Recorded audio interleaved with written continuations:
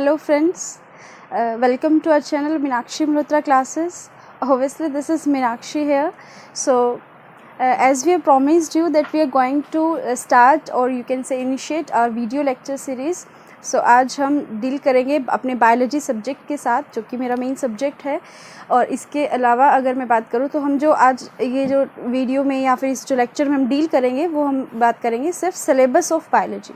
हम इस बायोलॉजी के सिलेबस को पहले अच्छे से एक्सप्लेन करेंगे कि हमें एक्चुअली में पढ़ना क्या क्या है, किस टॉपिक से पढ़ना है और क्या क्या आपके रिलेवेंट ऑफ आपके एग्ज़ाम्स से रिलेवेंट है जो चीज़ें हमें वो पढ़नी है। उसके बाद हम वन बाय वन जो है लेक्चर्स के थ्रू आपका लेक्चर 1, 2, 3 इस तरह से आपके बाकी अपकमिंग लेक्चर्स में ये सारे के सारे जो टॉपिक्स हैं इनके साथ डील करेंगे।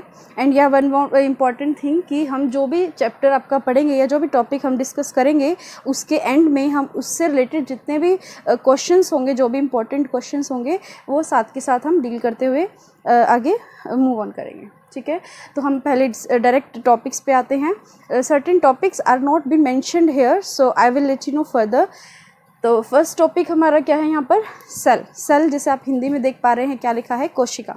तो कोशिका की अगर मैं बात करूँ तो ये हमारे शरीर की सबसे मूलभूत या सबसे आधारभूत इकाई है, या फिर सिंपली आप बोलेंगे the basic unit of life. हमारी लाइफ की सबसे बेसिक यूनिट क्या है, सेल में हमें बहुत सारी बातें पढ़नी है। सेल की अगर हम बात करें, स्ट्रक्चर ऑफ सेल की अगर हम बात करें तो सेल में आपको देखोगे कि सेंटर में क्या होता है, सेल में न्यूक्लियस होता है जिसे हम हिंदी में कहते हैं केंद्रक।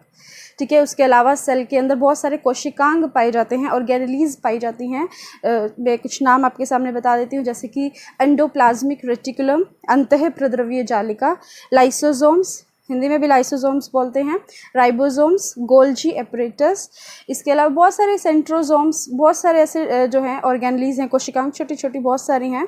उनके बारे में आपसे पूछा जाता है कि किसने डिस्कवर की, कब की और इनके क्या फंक्शंस हैं, क्या नहीं है, सारी चीज़ें क्या क्या इनके काम हैं सेल में, किस तरह से हेल्पफुल हैं, ये सारी चीज़ें हम डील करेंगे कौन से टॉपिक में, आपका cell.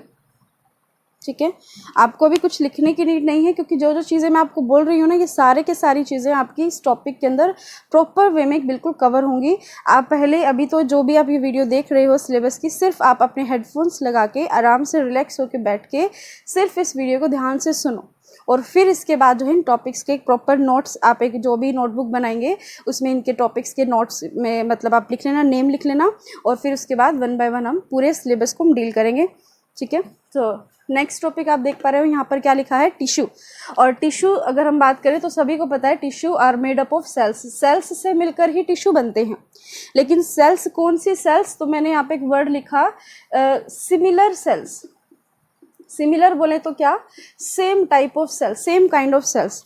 Same kind in which way, वो अगर मैं बात करूँ तो स्ट्रक्चर में भी, यानी कि दिखने में भी उसकी आउटर जो स्ट्रक्चर है वो भी, और उनका जो फंक्शन है, कार्य है, यानी कि कार्यात्मक जो है जो वो भी क्या होना चाहिए, सेम होना चाहिए। मतलब फॉर एग्जांपल अगर मैं एग्जांपल हूँ, जैसे कि हमारी किडनी है, किडनी की जो सेल्स हैं उनका अलग काम है, किडनी अपना अलग काम करती हैं, क्या काम करती हैं, कैसे करती हैं, वो सारी चीज़ें हम यहाँ पे डिटेल में पढ़ेंगे।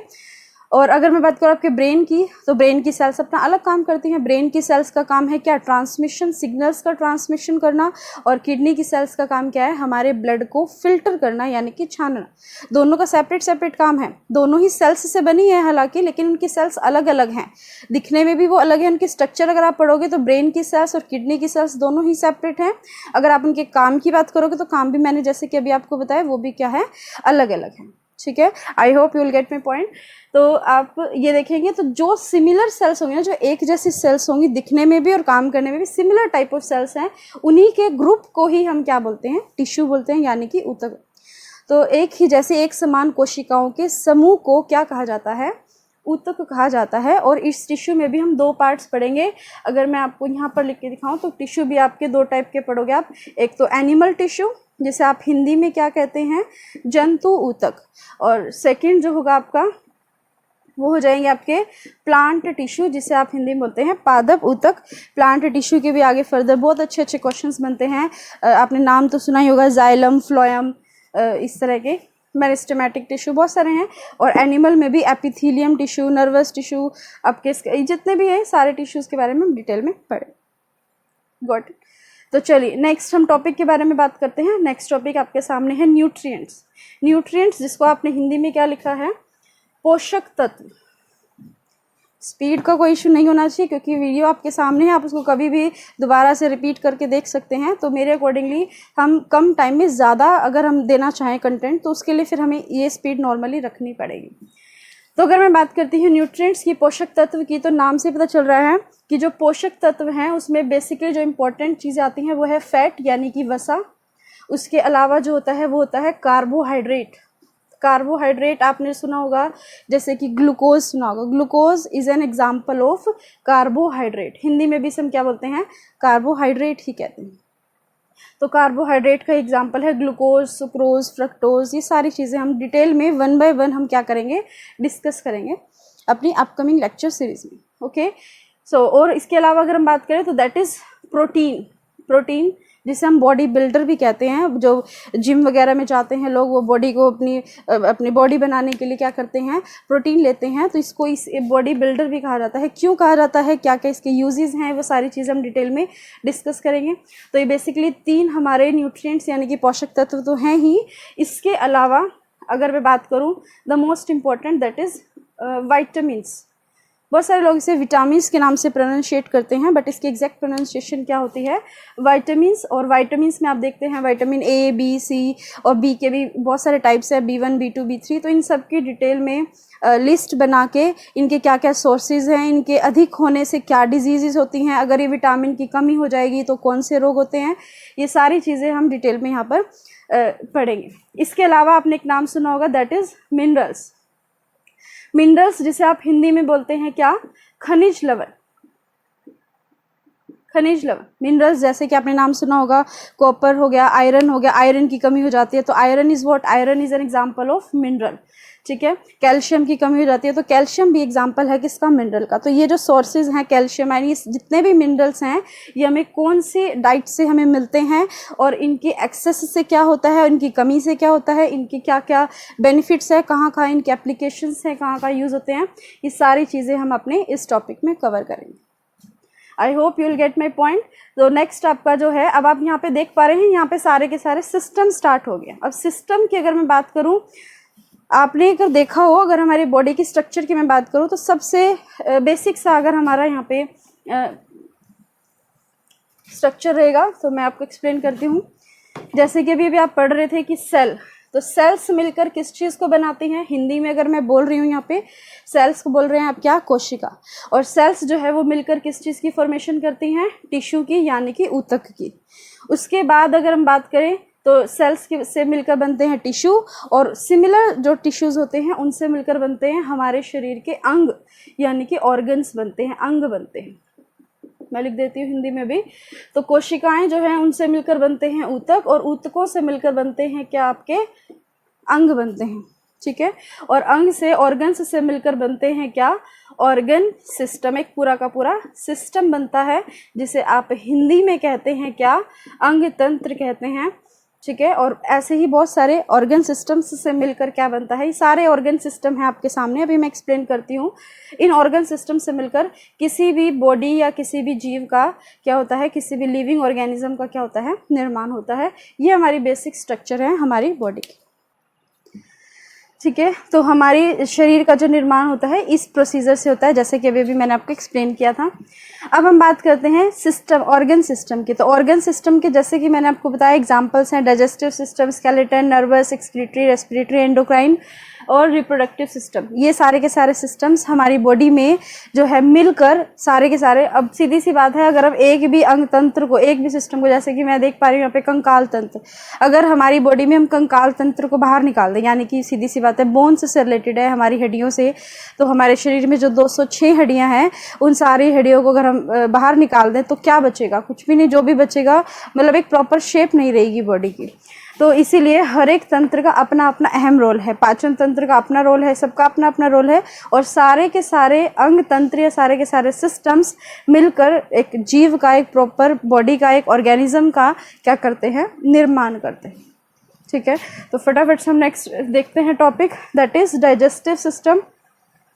और डाइजेस्टिव सिस्टम की अगर मैं बात करूँ, पाचन तंत्र, वैसे तो नाम से ही सभी को क्लियर हो रहा है, पाचन तंत्र यानी कि जो भी लिविंग बींग्स की हम बात कर रहे हैं, तो जो भी लिविंग बींग्स होंगी, जो भी वो फूड लेंगी यानी कि जो भी वो खाना खाएंगे, उसको डाइजेस्ट करने के लिए, उसको पाचन करने के लिए एक सिस्टम की ज़रूरत है, that is called digestive system. हमें बेसिकली अपने सिलेबस में इस चैप्टर में हमें पढ़ना है कि जो डाइजेस्टिव सिस्टम है उसके जो पार्ट्स हैं, जैसे कि अगर मैं बात करूँ, हमारा जो फूड हम लेते हैं वो एक एलिमेंट्री कैनाल से, एक 9 से 10 मीटर तक एक लंबी एक कैनाल होती है, that is called alimentary canal. और हिंदी में अगर मैं बात करूँ तो इसे हम बोलते हैं आहार नाल। तो जो आहार नाल है, इससे हमारा फूड एंटर करता है हमारे माउथ से, और फिर वो जाता है आपके फूड पाइप यानी कि गले में, इसोफेगस से होते हुए वो जाएगा आपके कहाँ, स्टमक में, स्टमक अमाशय जिसे आप कहते हैं। फिर आगे लीवर भी, पेनक्रियाज भी अपना अपना रोल प्ले करेंगी। उसके बाद वो जाएगा कहाँ, छोटी आंत, बड़ी आंत में।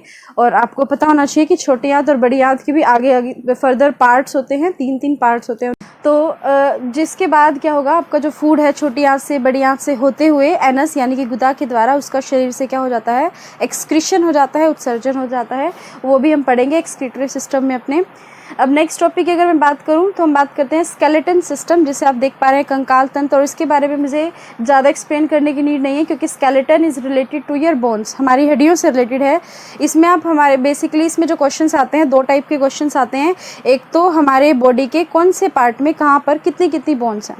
फॉर एग्जाम्पल आपका एक होमवर्क रहेगा जो कि आप मुझे इस कमेंट सेक्शन में नीचे आप मुझे आंसर करेंगे और मुझे बताएंगे कि हमारी जो स्कल है, स्कल बोले तो क्या हिंदी में खोपड़ी, यानी कि जो हमारे गर्दन से ऊपर का पार्ट है, हमारी जो गर्दन है इससे ऊपर का जितना भी पार्ट है जिसमें हमारा फेस और ये सब आता है, इसमें टोटल कितनी बोन्स है।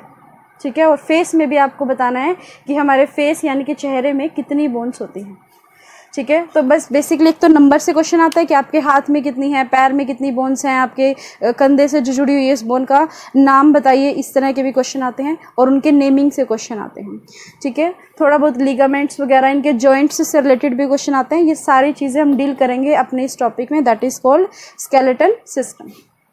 नेक्स्ट टॉपिक आप देख पा रहे हैं nervous system. Nervous system is related to your neurons, यानी कि आपके ब्रेन से रिलेटेड है। तो आपका जो ब्रेन है, ब्रेन का काम क्या होता है, आपके सिग्नल्स को क्या करना, ट्रांसफ़र करना। तो उस ब्रेन और आपकी जो रीढ़ की हड्डी है जिसे आप बोलते हैं स्पाइनल कॉर्ड, ये 2 मेन जो टॉपिक हैं आपके, वो हम डील करेंगे आपके नर्वस सिस्टम में। ये भी फर्दर वैसे तो 3 टाइप्स का होता है आपका, जिसे आप बोलते हैं CNS, PNS और ANS, यानी कि central nervous system, peripheral nervous system और ऑटोनॉमिक नर्वस सिस्टम। क्या है ये, किस तरह से, क्या क्या इनके अंदर वो आते हैं, इनके पार्ट्स हैं, सब पार्ट्स, वो सारी चीज़ें हम इसमें डील करेंगे।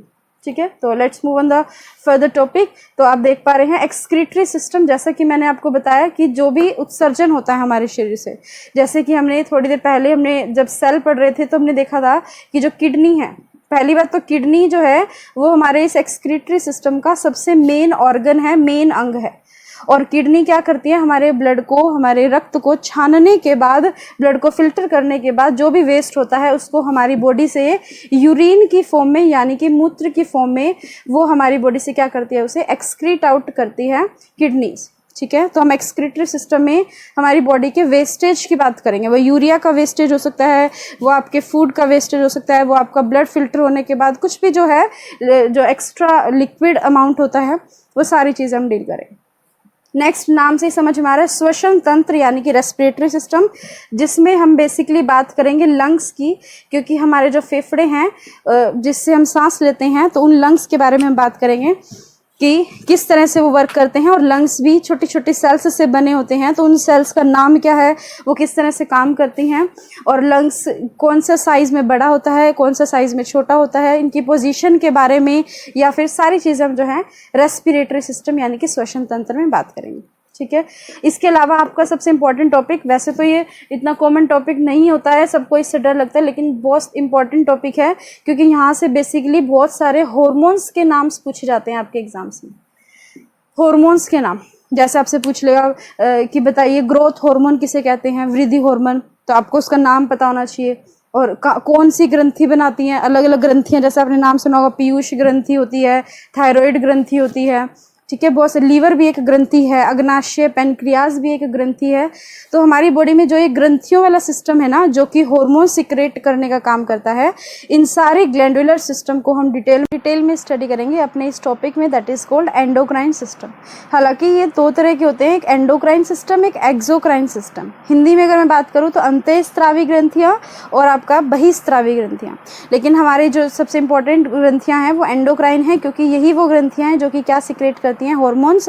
और हमारे जो क्वेश्चंस बनते हैं which are related to hormones, तो हमारे हार्मोन से रिलेटेड जितने भी क्वेश्चंस हैं वो सारे के सारे हम इस वाले टॉपिक में डील करेंगे। तो let's move on the further topic which is called reproductive system. तो प्रजनन तंत्र, नाम से ही आपको समझ में आ रहा है, प्रजनन यानी कि reproductive is related to for new individual. जैसे कि अगर हम बात करते हैं रिप्रोडक्टिव सिस्टम की, तो ये भी दो तरह से हम बात करें, एक तो मेल रिप्रोडक्टिव सिस्टम और दूसरा आपका हो जाएगा कौन सा, फीमेल रिप्रोडक्टिव सिस्टम, यानी कि नर जनन तंत्र और मादा जनन तंत्र। इनके बारे में काफ़ी डिटेल में पढ़ेंगे। हालांकि फीमेल रिप्रोडक्टिव सिस्टम से ज़्यादा क्वेश्चंस बनते हैं, बट हम दोनों ही डिटेल में स्टडी करेंगे और फिर इसके बाद क्वेश्चंस की भी प्रैक्टिस करेंगे हर एक topic, after each and every topic. तो अगला आपका इंपॉर्टेंट टॉपिक आता है मानव रोग यानी कि ह्यूमन डिजीज़। अब ह्यूमन डिजीज़ आपको पता है, डिजीज़ वाला जो टॉपिक है तो बहुत इंपॉर्टेंट है। जैसे कि अभी आजकल कोरोना वायरस से रिलेटेड भी बहुत सारे क्वेश्चंस बनते हैं, और आपके और अदर वायरसेस, बहुत सारे वायरस हैं, बैक्टीरिया हैं, फंगस है और प्रोटोजोआन्स हैं। इन सब से जो है डिफरेंट डिजीज़ जो होती हैं उनके क्या लक्षण होते हैं, कैसे उनका उपचार किया जा सकता है, और उनके बारे में हम डिटेल में किस तरह से वो रोग होता है, उनसे बचाव कैसे किया जा सकता है, सारी चीज़ें डिटेल में हम इसमें डिस्कस करेंगे एक प्रॉपर टेबल बना के, ठीक है। उसके बाद अगर हम बात करें किंगडम से आप समझ में आ रहा होगा, हम इनकी प्रजातियों के बारे में डिटेल में डिस्कस करेंगे। यहाँ पे एनिमल किंगडम है, यहाँ पर प्लांट किंगडम है। तो एनिमल किंगडम में हम जंतुओं के बारे में, जैसे आपने निडेरिया और इस तरह के आपने नाम सुने होंगे, ये इनसे बहुत ही बेसिक एक दो क्वेश्चंस बनते हैं अच्छे लेवल के एग्जाम्स में, तो हम इसमें पढ़ेंगे एनिमल किंगडम में। और आपका प्लांट किंगडम में हम बात करेंगे इससे रिलेटेड जितने भी हैं आपके टेरिडोफाइटा, ब्रायोफाइटा, थैलोफाइटा, ये सारे क्या हैं विद एग्जांपल्स हम डिटेल में डिस्कस करें। तो अब हमारे एक दो टॉपिक्स हो रह गए, हम इनके बारे में भी आपको बता देते हैं। जैसे कि ये बेसिक सा नाम आप देख पा रहे हो, प्लांट्स एंड देयर पार्ट्स। इसमें हम फ्लावर प्लांट के, उसका स्टेम, उसकी रूट्स और उनके डिफरेंट टाइप्स, इनके बारे में डिटेल में बात करेंगे। और आप देख रहे हैं जैसे ह्यूमन डिजीज़ थी, मानव में होने वाले रोग हैं, ऐसे प्लांट्स में भी हैं। जैसे कोई शुगर केन में या किसी भी फसलों में किसी भी तरह के रोग होते हैं, तो वो प्लांट्स से रिलेटेड जितनी भी डिजीज़ हैं, वो किसी भी वायरल है या कोई भी डिजीज़ है, उन सारी डिजीज़ के बारे में हम इस टॉपिक में डील करेंगे, ठीक है। और अगर हम अगले टॉपिक की बात करें, that is called plant hormones. जैसे कि अभी आपने देखा था हमारी ग्रंथियां हमारे हार्मोन्स बनाती हैं, ऐसे ही हमारे अंदर तो नर्वस सिस्टम भी है जो कि सिग्नल्स को ले जाने लाने का काम करता है, या हमारी पूरी बॉडी को बैलेंस करने का काम करता है। नर्वस सिस्टम ये ह्यूमन बॉडी में होता है, लेकिन प्लांट्स में ऐसा कोई नर्वस सिस्टम एज सच नहीं होता है। तो उनकी बॉडी को मेंटेन करने के लिए या उनकी ग्रोथ को कंट्रोल करने के लिए, हर एक चीज़ के लिए उनको क्या चाहिए, उनके हार्मोन्स होते हैं जो कि क्या होते हैं, रिस्पॉन्सिबल होते हैं। और अगर मैं यहाँ पे लास्ट टॉपिक की बात करूँ तो लास्ट टॉपिक क्या है आपका, सेंस ऑर्गन्स। सेंस ऑर्गन्स की अगर मैं बात करूँ, संवेदीयंग, जैसे कि आपको पता है हमारे 5 सेंस ऑर्गन्स, हमारे आई, ईयर, नोज़ हो गया, टंग हो गया और स्किन हो गया। अगर मैं हिंदी में बात करूँ तो हमारे आँख, नाक, कान, जेब और आपका क्या हो जाएगी, त्वचा। ये सारे के सारे वो ऑर्गन हैं जो किसी ना किसी तरह से फील कर सकते हैं। जैसे कि अगर हम आँखों से देखते हैं तो वो सिग्नल्स डायरेक्ट आपके ब्रेन में जाते हैं और ब्रेन आपका उसका रिवर्ट बैक करता है। ऐसे ही स्किन है, अगर आपकी स्किन पे हल्का सा भी कुछ चल रहा है, अगर आपने नहीं भी देखा है तो आपको फील हो जाएगा। तो ये सेंस ऑर्गन्स हैं, इनके बारे में एक एक करके, हमारी स्किन की कितनी लेयर्स हैं, हमारी आई का क्या फंक्शन है, किस तरह से उसकी स्ट्रक्चर है, कौन कौन से उसमें पार्ट्स हैं।